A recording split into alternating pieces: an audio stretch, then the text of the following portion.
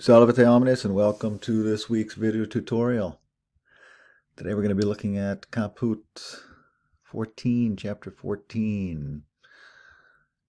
And you can see our topic is I stem nouns of the third declension, ablatives of means and accompaniment and manner.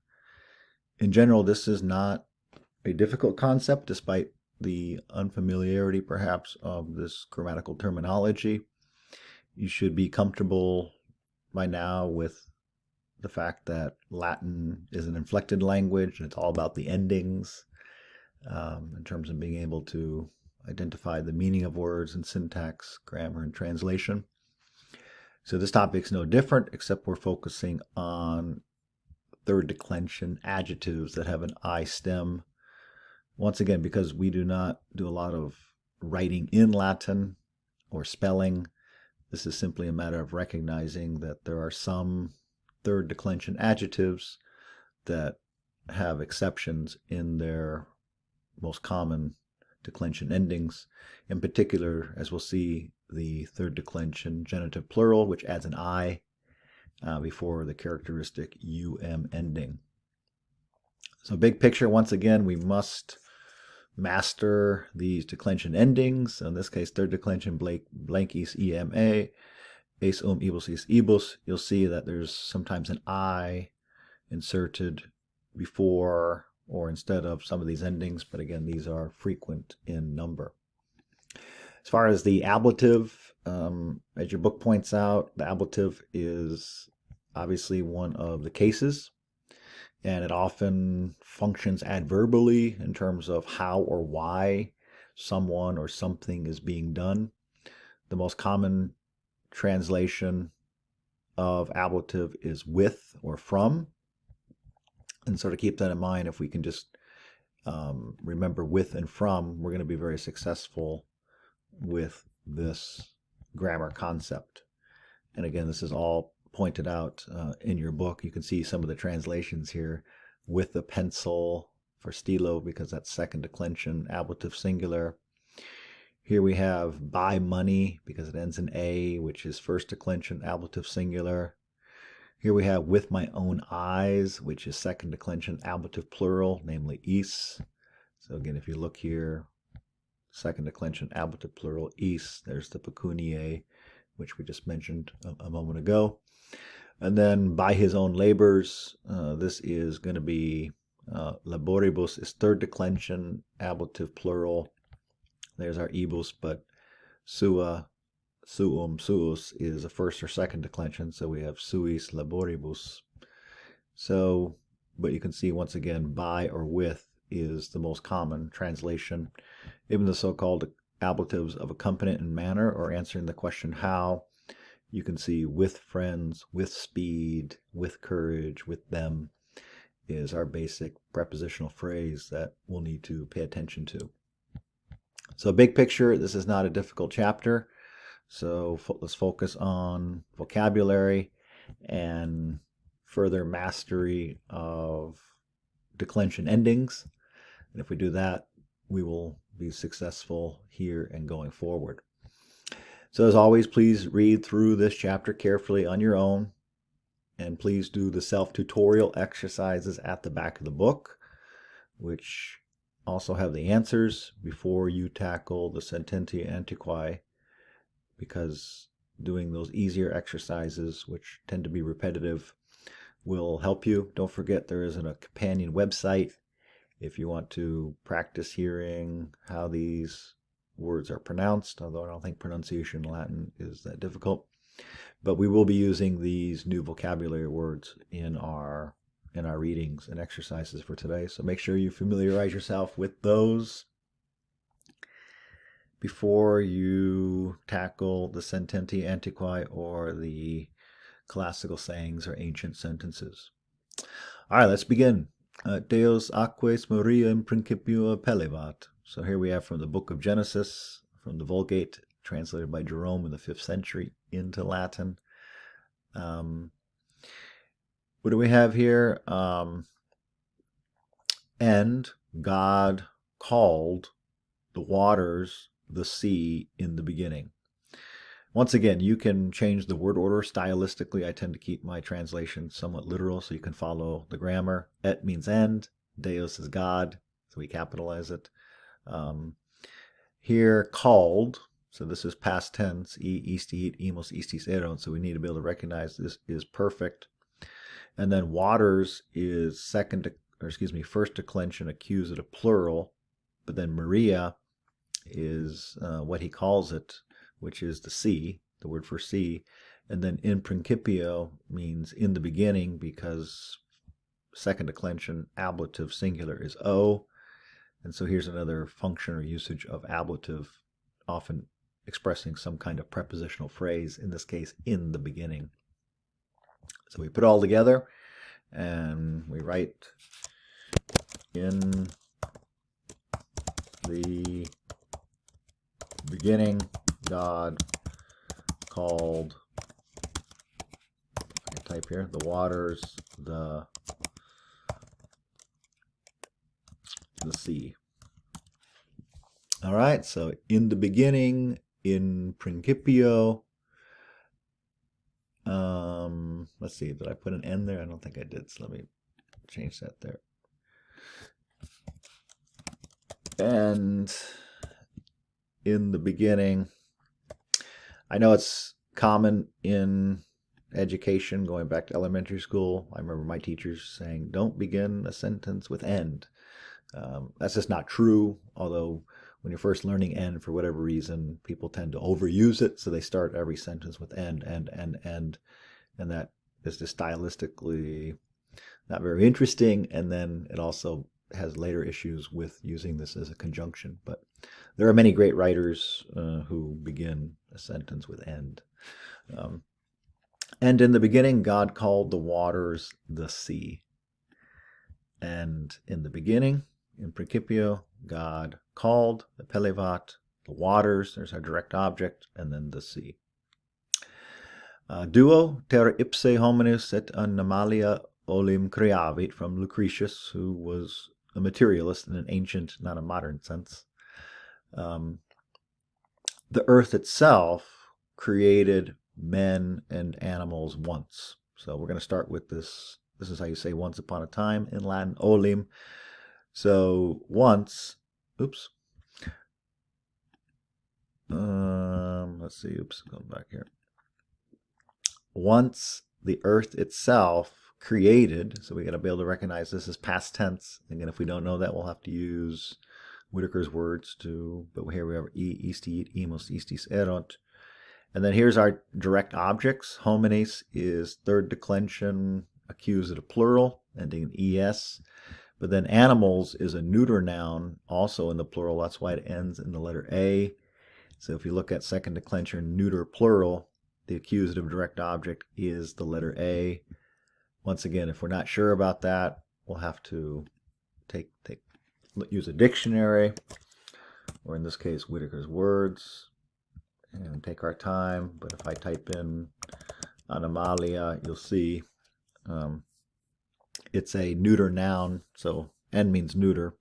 And then you can see, depending on the context, you have to decide if it's nominative, vocative, or accusative. In our context, it's the direct object, so it is accusative plural. We put all that information together, and we're led to this ending, which matches the original. And then it's just a question of knowing the vocabulary, which is indicated, I believe. Yep.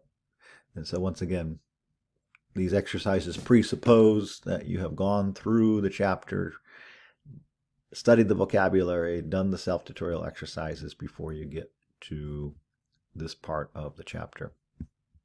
All right, let's put it all together.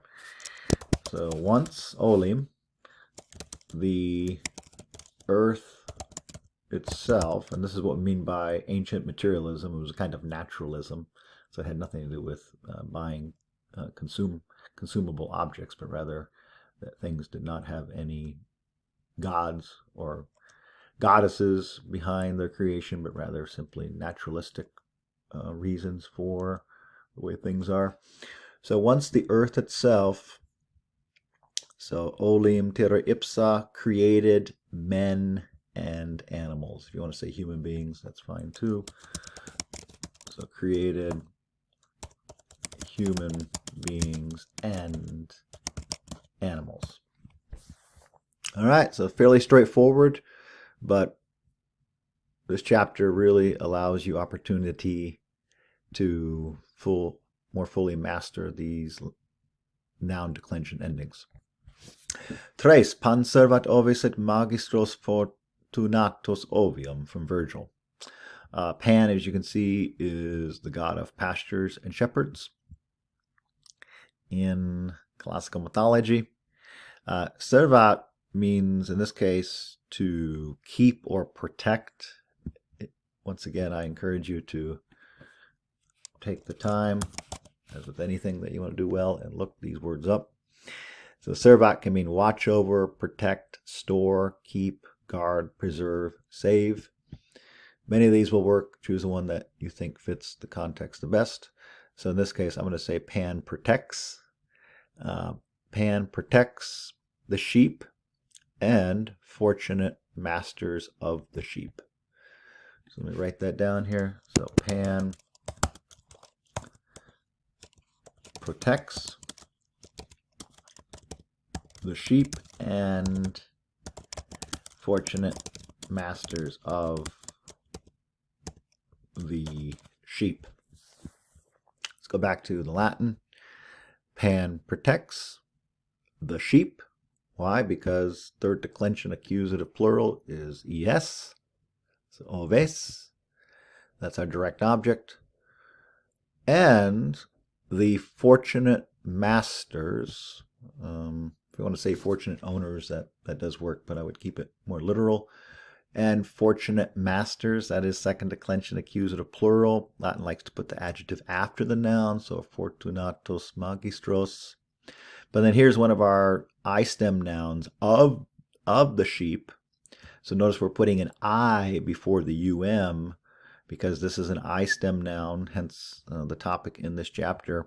And so it's just one of those things you have to learn, but you can see here there is a letter I before the because that is a genitive plural, and it means of the sheep. So we put it all together. I think we're in good shape here. All right, so again, these are fairly straightforward once you take your time and work through them. Let's see, Horace, great writer, 65 BC to 8 AD. Let's see, parva formica onra magne ore trahit. So a small ant, so this is remember if it's italics, that's the translation. These are words in English that come from it. A small ant drags heavy loads with its teeth. So let me write that out there. A small ant drags heavy loads with its teeth. So nice. How true is that? Pretty strong. So a small ant. So that's fairly straightforward. Looking up the words. And then trahit is present tense. Traho, trahre, traxi, tractum. It's where we get the word tractor. I think we've had this before. And then here, we need to be able to recognize this is a neuter noun. You may have to look that up, but this is accusative plural, second declension ending in A. And so German also has neuter nouns, as does other languages. English doesn't, because English doesn't have cases. But here, heavy loads, and then here is our ablative of means. Actually, in this case, what did I say? Teeth. I should say with its mouth. So let me change that. With its mouth, because teeth would be dentes. So with its mouth, that is third declension ablative singular. So that is the ablative of means, which is another topic in this chapter. How does the ant carry large loads? Orre, so Latin just uses one word, with its mouth. You could say with the mouth too, if you prefer, but that's one of the challenges in Latin, is adding the prepositions and the articles that are often not necessary or needed in Latin. All right, so that one also is fairly straightforward. Oh, here's a nice one by Terence, who was a comedian. I grabbed the wolf by the ears, which you can see is a proverb meaning to grab the tiger by the tail. So I grab tenia, like tentacles on an octopus. The wolf, there's second declension accusative singular, um. That's our direct object. And then we have the ablative auribus, because ears is third declension in Latin. And again, once again, if we don't know that, we have to look up the words. And you can see the number 3 tells us it's third declension. And then it's going to be ablative of manner. How do I grab the wolf by the ears? So that's what manner means. How do you do something? So we put it all together. I grab the wolf by the ears. I grab the wolf by the ears. So this one also is fairly straightforward, and as I mentioned, this gives you a great opportunity to master the declensions, which I believe is the key for being a student of Latin. All right, moving on to number 6, Ille magnum turbam clientium se cum habet. Also by Horace. Here we have patrons and clients as the context. That was an important part of ancient Roman society, if not economic life as well. Ille means he, so you may still be at this stage where you need to work your way through the vocabulary, and if you do, you might have something like this. He, large, crowd, clients with him, has, but then we want to put it in more standard intelligible English. He has a large crowd of clients with him. Now, crowd could also be number. Normally it means crowd. So if we look up this, it could be crowd or multitude. Maybe multitude might, we don't know the context of this, whether Horace means it's good that he has so many dependents or not, but maybe multitude certainly would be one option. So he has a multitude of, well, then in case large multitude, though, that would be almost redundant. So I'm going to say a large crowd of clients with him. He has a large crowd of clients with him. Let me make a couple additional points about this Latin. Is client also is a neuter, or excuse me, an I stem word. So we put the I because it's of clients. Normally we just have in third declension genitive. We put an I there because that's the rule in terms of spelling it. And so he has a large crowd of clients with him. Secum means with him. So magnum turbam are both the accusative direct object in the first declension. So magnum turbam, that tells us this is the direct object because they're in the accusative case. So we put all together, and there's our translation.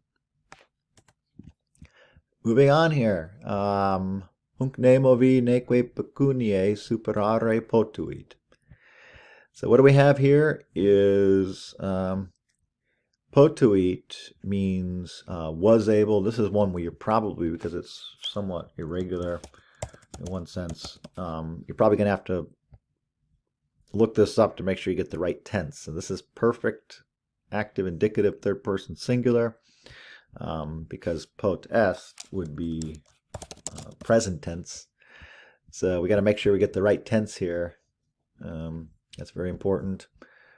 So he was able. So no one was able to defeat him with power nor money. So in other words, the idea is that he was a moral person, so he could not be corrupted or bribed by money or by force. So V could mean power or force. Once again, we don't have a lot of context in this Wheelock's Latin. As I mentioned, the Wheelock's Latin is meant to elicit dialogue and intellectual conversation in the classroom, which we're not doing in this format. So you can do force, power, might, violence, strength, I think is a misreading of this. So I would probably avoid that one. But no one was able to defeat him. Superare could also mean, that's where we get the word Superman, but it could also mean overcome, conquer, survive, surpass. So maybe I'll go with either conquer or overcome. The idea is, once again, that no one was able to bribe him or corrupt him morally. So no one, nemo, was able, potuit, to conquer, superare, him, hunk, so that's our direct object, and then by money or power.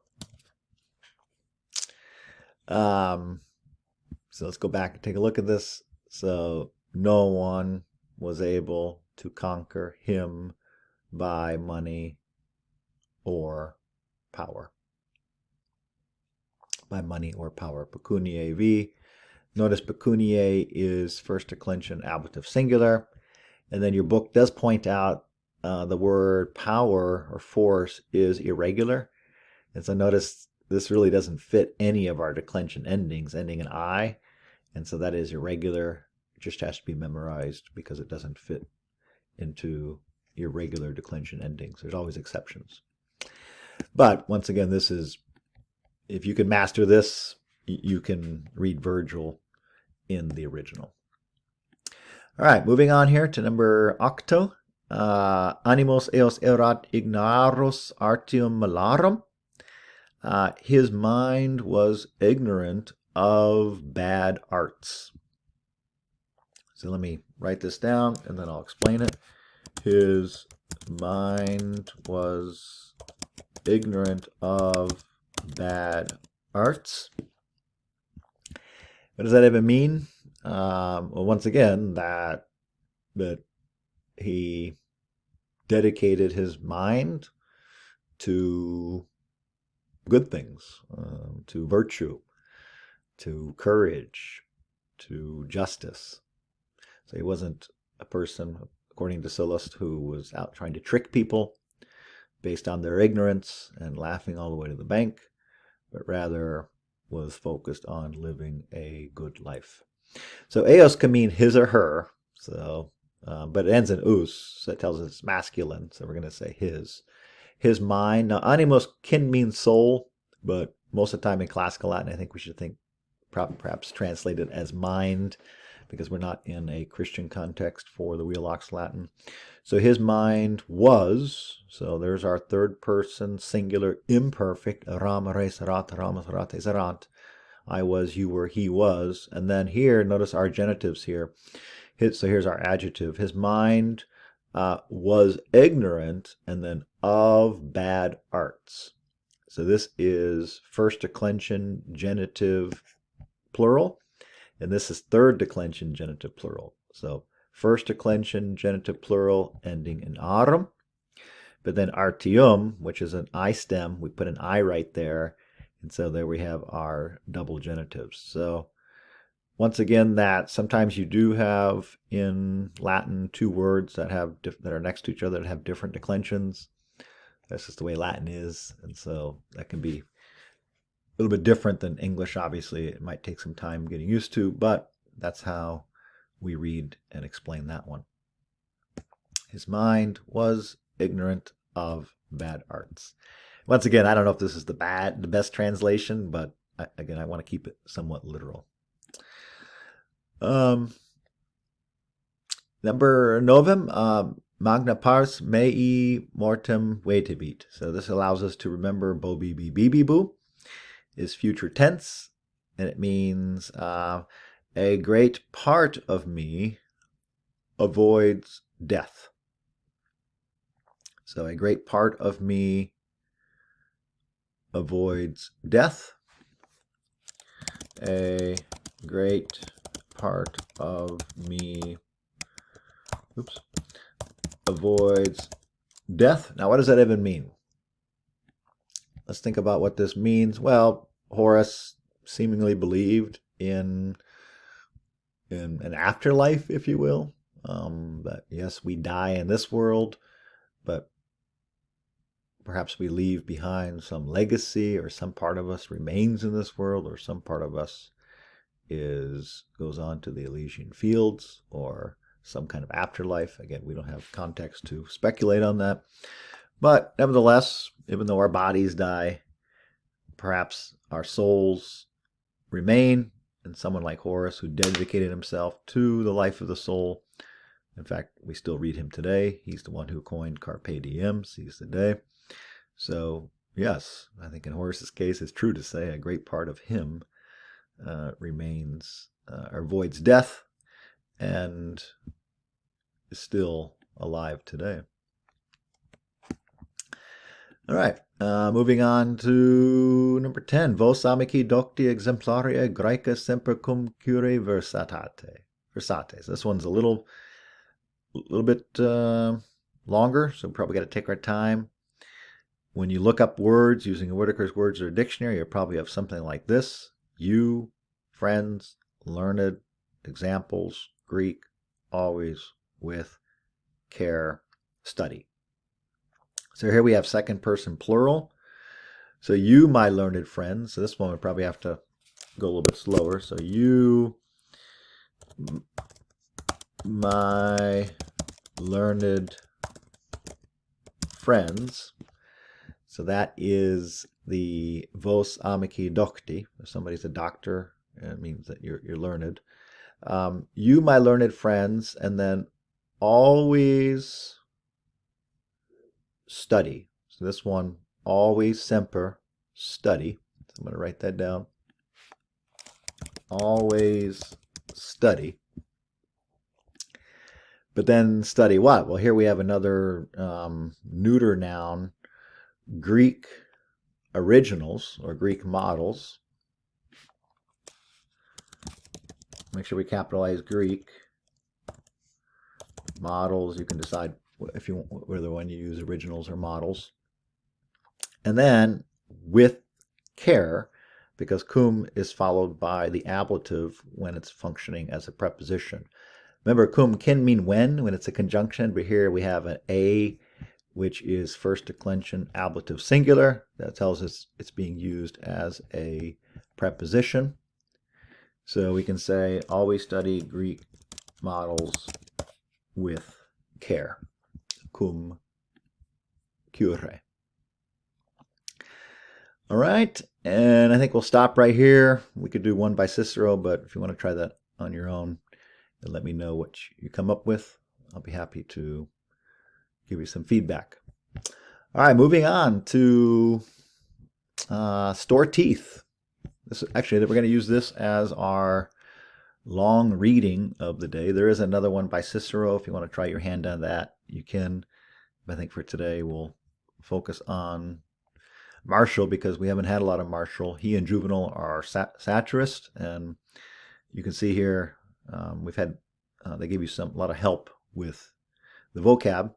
And then if you go to Denmark, in the Danish National Museum in Copenhagen, which I recommend, Denmark's a great country, you can see some dentures, and also which seems right here, some dental appliances. So, caveat emptor, they say, maybe a caveat dentor, beware of the dentist. Perhaps still true today, and for reasons that hopefully you don't have experience with. All right, let's take a look at the store teeth here.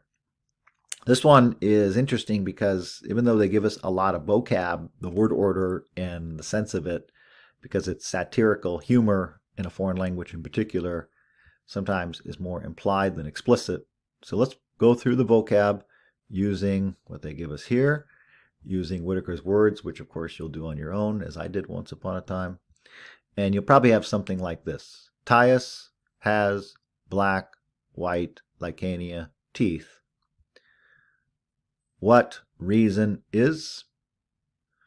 Bought these has she those, or she there. So you can see even using Whitaker's words or doing a dictionary, this one still is going to require quite a bit of interpretation and intelligence to come up with it. So once we get the vocab, we definitely need to find the subject and the verbs because that's going to tell us who's doing what. So here they tell us Thais and Lacania are the names of women. And then they both take the same verb and object. So that's going to be helpful because then we have Thais has black teeth. Lacania has white teeth. So here we're following our adjectives. Thais has black teeth. Lacania has white teeth. So let's write that down.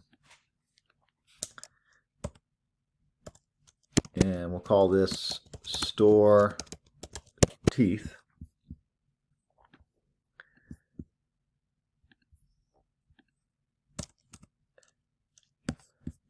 And let's see, how are they spelled again? So Thais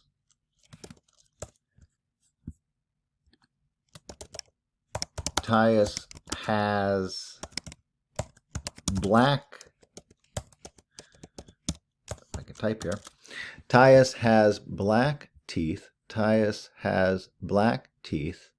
Lacania has white teeth.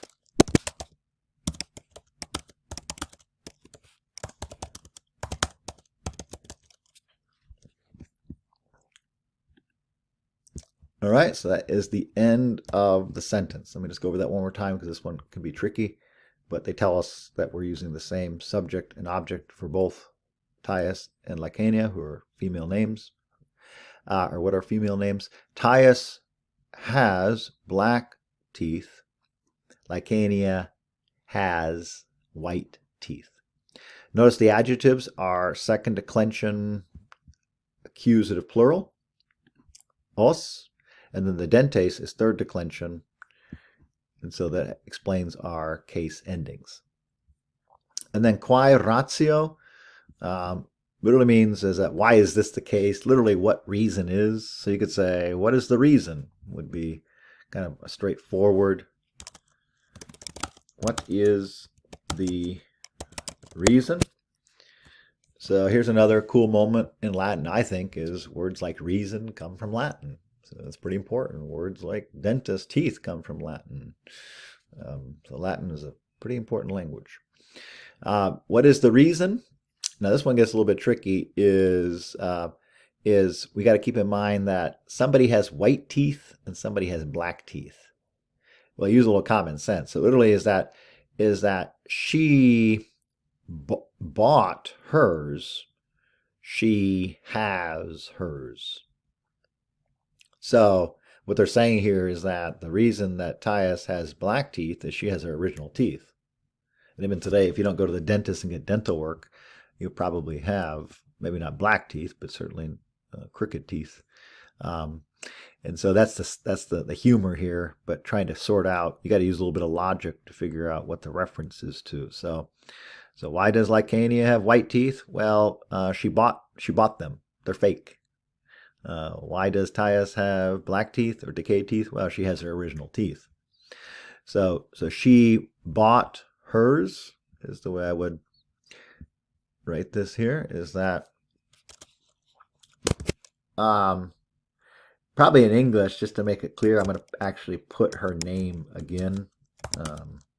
So Lacania bought hers, and then Thais has hers. So you can see it loses a little bit in translation because that's what great writers do, such as Marshall.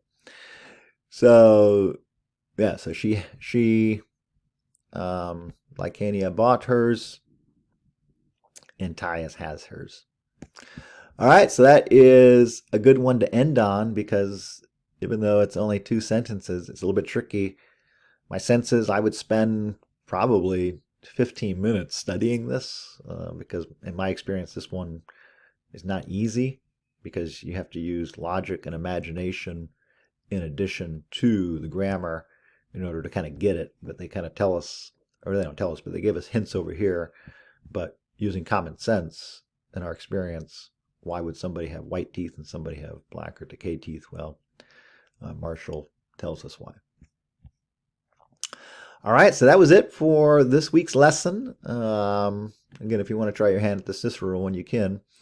And then always read the rest of the book, because the last part gives you some interesting aspects of the continued relevancy of Latin. Next week, we have numerals, genitive of the whole, ablative with numerals, and ablative of time.